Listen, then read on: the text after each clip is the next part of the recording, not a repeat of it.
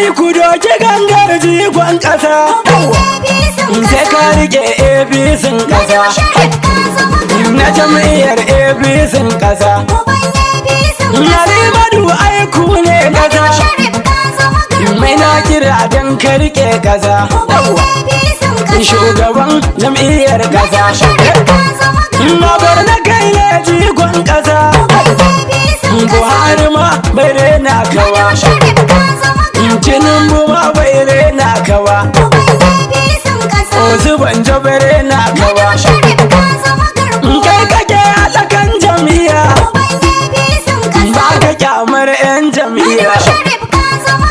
Kai kake yi mana tinjiya. A gobe ma ka faɗi gaskiya. Na ga Hausawa na kira. Har da Kanuri suna kira. Ga Fulani ma na kira. Yarrabawa ma na kira.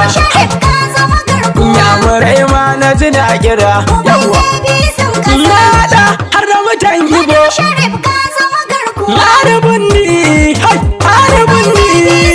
Haribin da uba mai gida. Haribin da uba mai gida. Baba gatan hadiri cida. Yanzu kai ka zama togada. Shugaban APC ƙasa. Lokacin kai na nan kusa. Baba ta so raba gardama. Idan haka ai an gama. Babu zancen wata rigima. Ka zamo mana kwankin zuma. Agon magauta kai ne sama. Gani zakin waka nake. A baya ma na yi maka baitika. Yanzu ma na ƙara maka. Na gobe ma zan ƙara maka. Kira ni in ganka kamar haka. Ni kwada na warke duka. Ga uban APC ƙasa.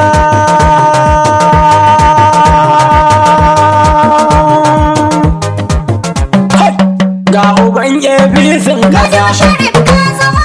Kai muke so ka fito a shugaban APC ƙasa. Madu Sharif ka zama garkuwa.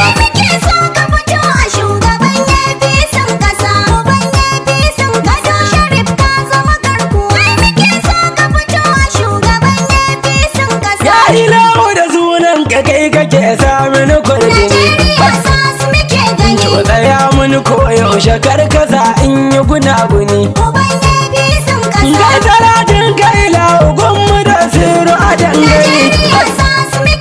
Sanya alai da zahabu wanda su ne hasken gani. Har gani jallawa azahar da babban jigon ƙasa. Madu Sharif ka zama garkuwa. Yanzu waka don yi wa shugaban APC ƙasa. Kai muke so ka tsaya a shugaban APC ƙasa. Yan ƙasa duka sun bi ka shugaban APC ƙasa. Na yi ma da Sharif namu yanzu gane za ta zo kusa. Ka fito ka tsaya za mu bi kaɗan APC ƙasa. Madu Sharif ka zama garkuwa. Kai idan ka zama jam'iyyar mu sai ta zarce bana. Za ka har haɗa kayan mu har mun rusa gidan rina.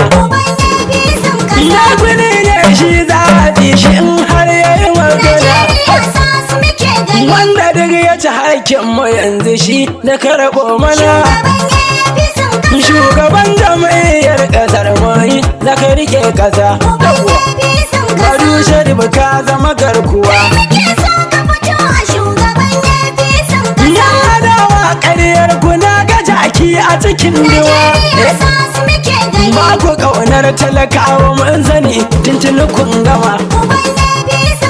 In ana maganar yaku a cikin take sarawa. In ana maganar tallaka wasu sa'ayye shi ne sama.